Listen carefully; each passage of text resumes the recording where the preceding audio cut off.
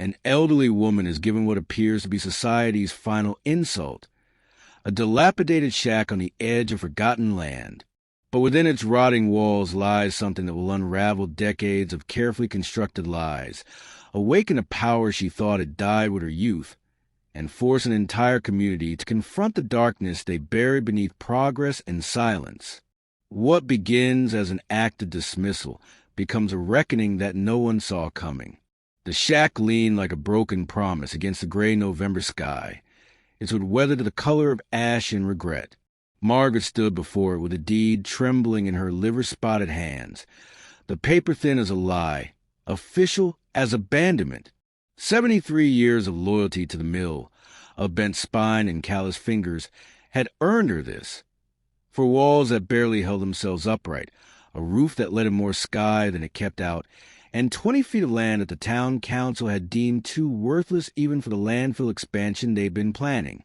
She could hear them still, those men in their press suits, telling her with practiced sympathy that it was something at least, that beggars couldn't be choosers, that she should be grateful for the community's generosity in these difficult times. The wind moved through the gaps in the walls like whispered mockery, and Margaret felt something inside her chest tighten. Not with despair, though that would have been easier, but with sensation she hadn't experienced in decades. It was a feeling of being truly seen for what she had become. Invisible, disposable, a problem solved by giving her a place to disappear. The town had been efficient about it. She'd give them that. When the mill closed and the company housing was sold to developers, the elderly workers had been scattered like seeds on stone. Most had family who took them in with varying degrees of resentment. Margaret had only her service record, her silence, and now the skeleton of shelter that looked like it might collapse if she dared to hope inside it. She climbed the 3 steps to the porch, each board groaning under her slight weight as though warning her away. The door hung askew on rusted hinges, and when she pushed it open, the smell hit her, decades of abandonment, mouse nests and mildew, the particular scent of things left to rot in darkness. But underneath that, something else. Something that made her pause at the threshold with her hand still on the splintered doorframe, her breath catching not from the dust, but from recognition she couldn't yet name. It was a smell of old paper and metal, of secrets kept in boxes, of time preserved rather than simply passed. The interior was worse than she'd imagined, and somehow exactly what she deserved, a single room where poverty had been given architectural form. A rusted wood stove squatted in one corner, like a malevolent toad. The floor was a patchwork of rotting boards and gaps that showed the bare earth beneath. Against the far wall, barely visible in the weak light filtering through the broken windows, stood a wardrobe so out of place in this wreckage that it seemed to have wandered in from another world entirely. It was massive, dark with that gleam dully despite the dust, its surfaces carved with patterns that caught the eye and refused to release it. Margaret found herself moving toward it before she consciously decided to enter the shack at all, her feet carrying her across the treacherous floor with an urgency that felt borrowed from someone younger, someone who still believed that discovering things could change anything at all. Her hand reached for the wardrobe's handle, and in that moment before contact, Margaret felt the weight of every choice that had brought her here.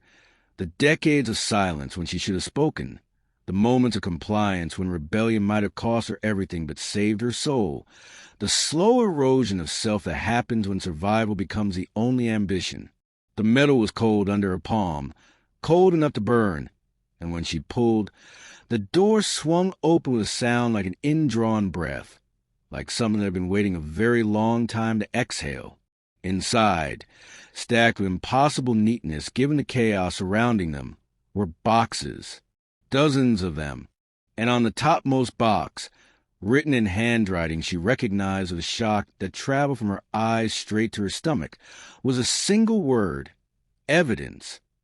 Margaret's knees threatened to give out, but she locked them with the same stubborn will that had kept her standing at the mill's sorting tables for 12-hour shifts. She knew that handwriting. It had signed her paychecks for 20 years before the accident that was an accident, before James Whitmore had been quietly buried and quietly forgotten, his death attributed to operator error, despite the 3 witnesses who'd sworn the safety mechanisms had been deliberately disabled. She'd been one of those witnesses. She'd also been one of the 3 who'd recanted their statements after the visits, after the quiet suggestions about how accidents could happen to anyone, about how some families might find themselves without income or housing if unfortunate truths continued to be insisted upon. James's widow had taken the settlement and moved away before the funeral, and the memory of his crushed body beneath the press had been sealed under paperwork and time. But here was his handwriting, impossibly preserved, labeling boxes in a shack that shouldn't have contained anything but rot. Margaret pulled the top box down with shaking hands and carried it to the floor near the door where the light was better. Inside, wrapped in oilcloth that had kept the moisture at bay, were folders. She opened the first and found herself staring at photographs, the kind that could only have been taken by someone with access, someone who'd known exactly what they were documenting. The mill floor dated 2 weeks before James's death, showing the safety guard on press 7 conspicuously missing despite the maintenance log on the next page showing it had been inspected and functional that very morning. The signature on the log belonged to Martin Reeves, who'd been promoted to safety supervisor 3 months after James died and was now on the town council, one of the men who'd handed her the deed to this shack with such performative compassion. She reached for the next folder and the next, and the pattern emerged like a body floating to the surface of dark water. James hadn't just documented his own murder. He'd documented decades of them. Not murders in the legal sense, perhaps, but deaths that could have been prevented, injuries that had been covered up, workers who'd been discarded when they became inconvenient. Each folder was a person, a life reduced to evidence of a system that ground human beings into profit margins and called it progress. Margaret recognized names, faces, her own testimony among them, and with each page she turned, the weight in her chest transformed from the dull ache of resignation into something sharper, something that felt dangerously like purpose. The light was fading when she finally looked up from the boxes, her back screaming from hunching over the papers, her mind reeling from the scope of what James had compiled. There were at least 40 boxes in that wardrobe, possibly more stacked behind the first rank. This wasn't just evidence of crimes. This was a complete accounting of the mill's sins, meticulously gathered by a man who must have known what it would cost him. The question that clawed at her was why. Why had he hidden it here, in this specific shack that now, decades later, had been given to her? The town council couldn't have known what was inside. They would have burned this place to the ground rather than risk discovery, which meant someone else had known. Someone who'd ensured this property would remain untouched until the right moment, until it could be placed in hands that had once held the truth and let it go. Margaret stood and walked the broken window, looking out at the town spread below her elevated position on the hill. From here she could see the ruins of the mill, the new shopping complex built on land that had been purchased for a fraction of its value from workers who'd had no choice but to sell. She could see the municipal building where Martin Reeves and the others made decisions that shaped lives they'd never lived. She could see the cemetery where James and so many others were buried under stones that told lies about how they died. The November sun was setting, turning everything the color of old blood, and Margaret understood with sudden clarity that she'd been given a choice. She could close those boxes, walk away from the shack, live out her remaining years in grateful silence as they expected, or she could become the weapon that James had forged from his own destruction, aimed across time at the heart of corruption so normalized that it had become indistinguishable from the functioning of society itself. The temperature dropped as night came on, and Margaret realized she had no heat, no light, no food or water in this place. The practical concerns of survival pressed against the revelation still burning in her mind. But when she turned back to the wardrobe, she noticed something she'd missed in her initial shock, a small envelope taped to the inside of the door, her name written across it in the same familiar hand. She peeled it away carefully and opened it, unfolding a single sheet of paper that had yellowed but not faded. "Margaret," it began, "if you're reading this, then my insurance policy worked and you survived long enough to make the choice I couldn't. They think we're powerless because we're old, because we're disposable, because we kept quiet to keep our jobs. They've built their empire on our silence. I'm giving you the words to end it, but the cost will be everything they've ever made you afraid of losing. Choose wisely. Choose truthfully. James."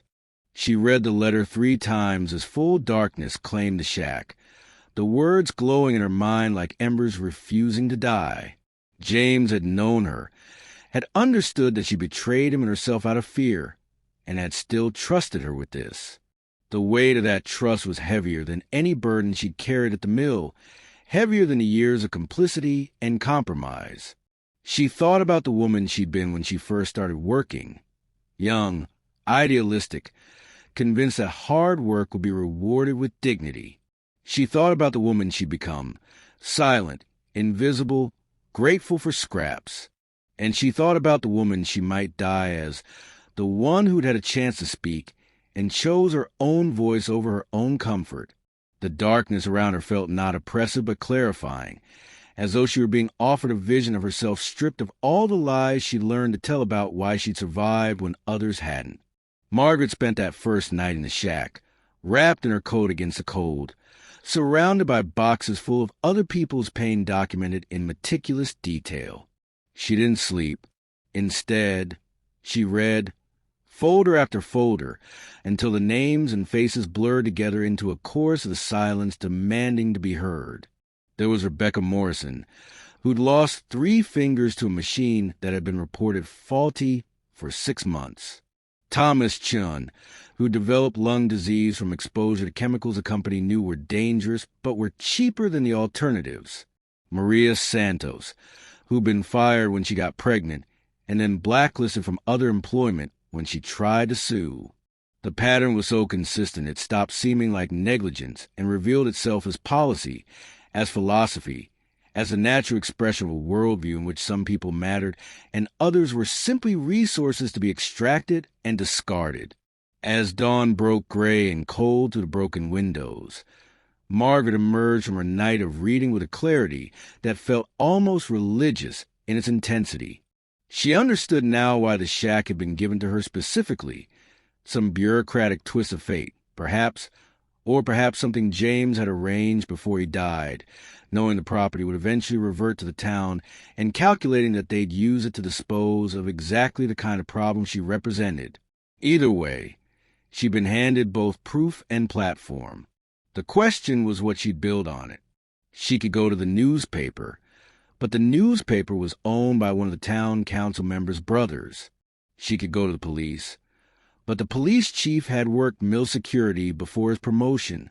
Every institution she might have trusted was woven through with the same threads of complicity that had kept this secret for so long.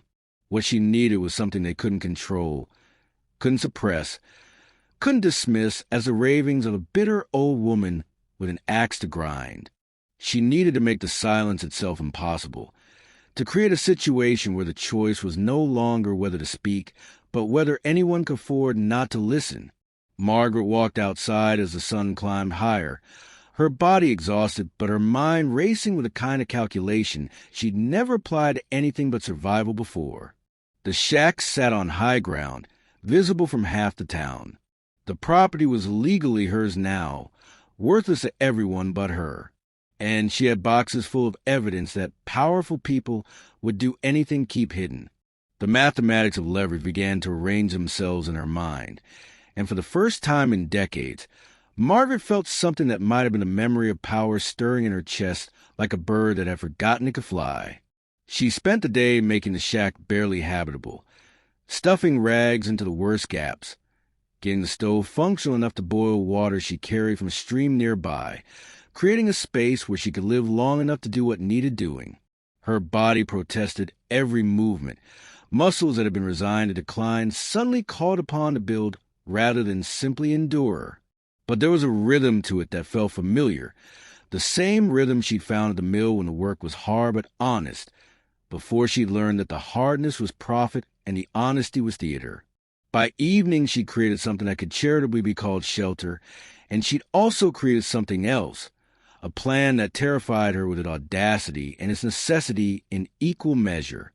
The next morning, Margaret began the work of transformation. She took a page from the first box, the photograph of the disabled safety guard, the falsified maintenance log, and she taped it to the outside of the shack, facing the town, large enough to be visible from a road. Then she took another page and another, covering the exterior walls with evidence, each document a window into machinery of exploitation that had crushed so many lives.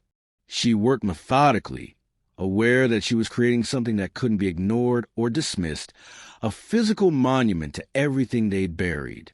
People walking past on the road slowed, then stopped, then came closer to read, their faces shifting from curiosity to recognition to horror as they understood what they were seeing. By the third day, there was a crowd, not a large one, but significant. Former mill workers and their families, people who'd lost loved ones, people who'd suspected but never known, people who'd been afraid but found courage in someone else's defiance.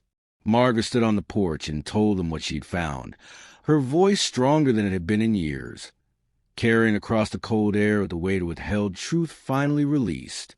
She saw faces change as she spoke, saw the moment when doubt hardened into certainty, when fear transmuted into anger, when isolation recognized itself as part of a pattern and became solidarity.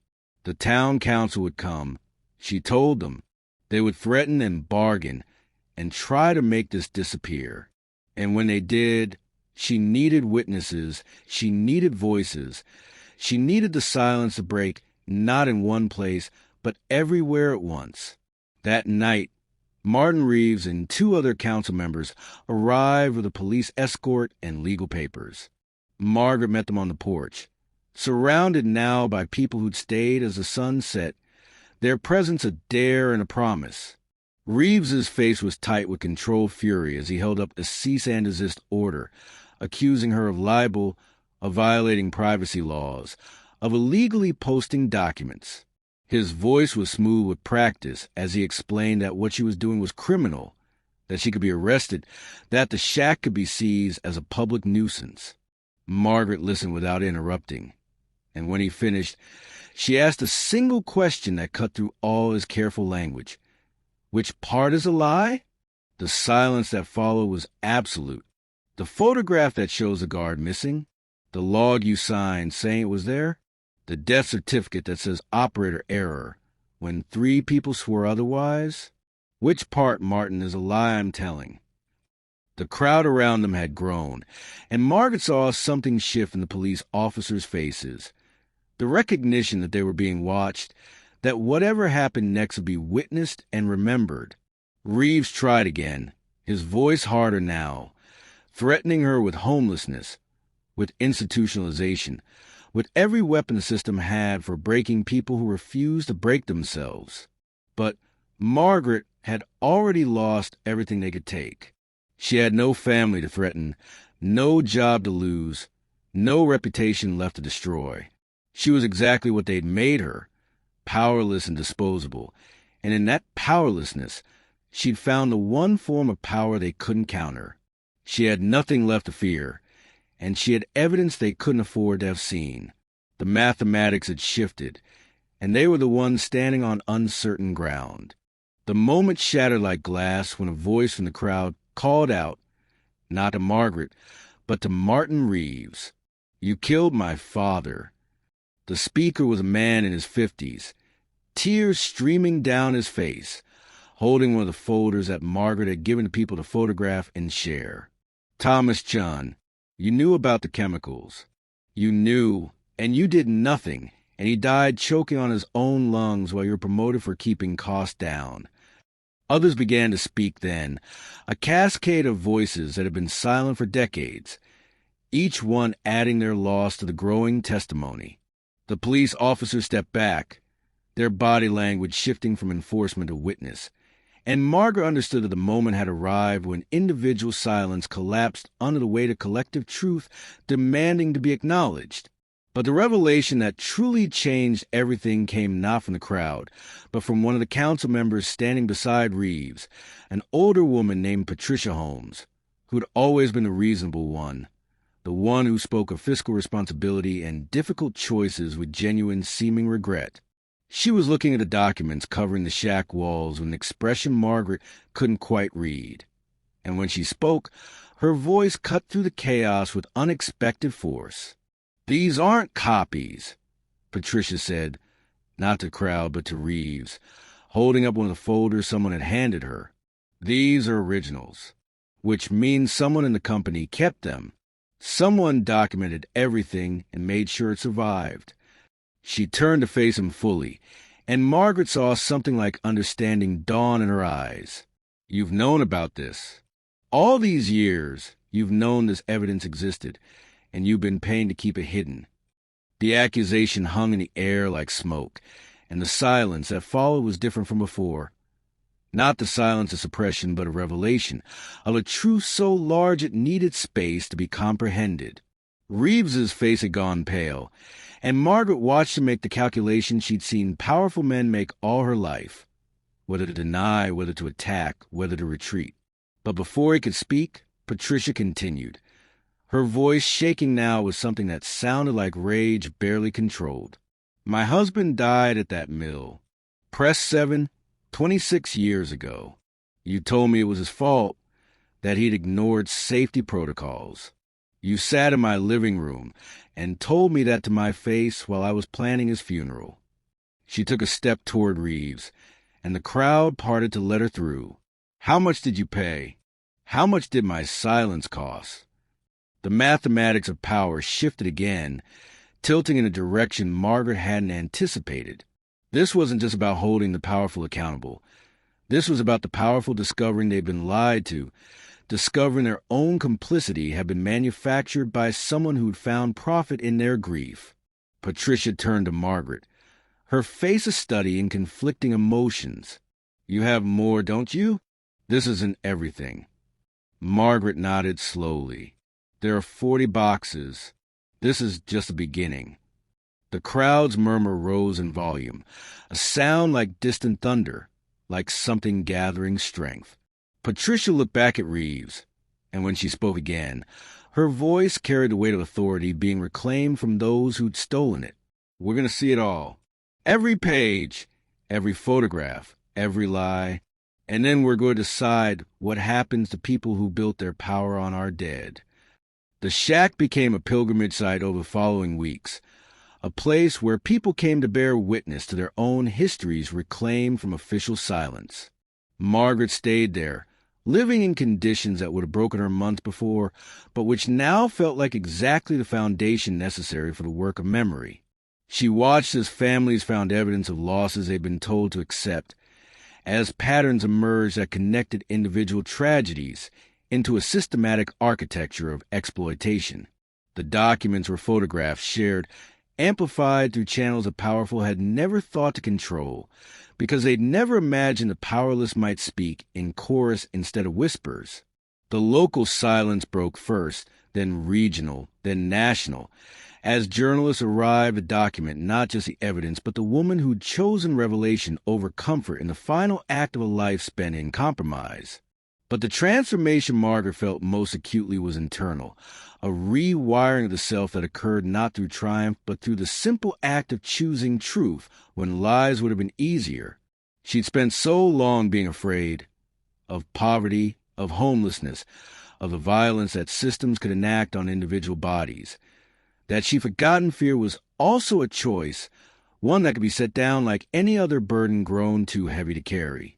Standing on the porch of her ruined shack, watching the sun set on a town that would never be the same, she felt something she hadn't experienced since she was young enough to believe the world could be fair. She felt necessary, not as a worker, not as a servant to someone else's profit, but as a voice that had finally remembered it had the right to speak. The legal battles would take years. The powerful would find ways to protect themselves even in defeat, And Margaret knew she wouldn't live to see every victory she'd helped make possible. But she'd shifted something fundamental, had planted evidence in ground where silence had reigned. And whatever grew from it would grow without her permission or control. That was the nature of truth once released. It didn't require the original speaker to continue speaking. It multiplied through those who heard it, transformed through those who carried it forward, became something larger than any individual act of courage. Margaret had been given a ruined shack and found inside it the material to rebuild not a shelter, but a reckoning. And the reverberations of that discovery would outlive the fragile body that had chosen to become its voice. In the quiet moments, when the crowds had gone and she was alone with the evidence in the cold, Margaret sometimes wondered about James, about whether he'd known exactly how to unfold, or if he'd simply hoped that someone, somewhere, would prove worthy of the trust he'd placed in documentation and time. She'd failed him once, had chosen safety over solidarity, and he'd given her the chance to fail differently, to fail upward into redemption, not forgiveness. She didn't presume to be forgiven, but the possibility that the worst choices didn't have to be the final ones, that even lives lived in compromise could end in defiance if the moment arrived, and the courage could be found to meet it without flinching. The shack would outlast her, she knew. It was sturdier than it looked, and people had begun bringing materials to repair it, to transform it into something permanent, a monument to what happened when silence broke and truth demanded accounting. Margaret didn't resist their efforts, though she also didn't quite understand them. She'd only done what should have been done decades ago, had only chosen speech over silence when silence had finally become more unbearable than any consequence of speaking. But perhaps that was the point. Not that what she'd done was extraordinary, but that it was ordinary necessary, the bare minimum of moral courage that anyone in her position should have offered, and that became remarkable only because so few ever did. On the coldest nights, when her body ached with age and effort, when the weight of what she'd set in motion pressed down like physical force, Margaret would sit by the stove and read through the folders again, reminding herself of the names, the faces, the lives that had been reduced to evidence and were being restored to memory through the simple act of witness. She'd become a guardian of their stories, a keeper of flame in a place that had been meant as her tomb but had become instead her final, truest work. And when she finally closed her eyes for the last time, whenever that moment came, she'd do so knowing that the silence she'd helped break would echo long after her voice had stilled, that the truth she'd chosen would continue finding throats to speak through, that the choice between comfort and courage was one every generation would face. An example she'd set was simply this: that it was never too late to choose differently than you've been taught to choose, never too late to become the person you should have been before fear made you someone smaller.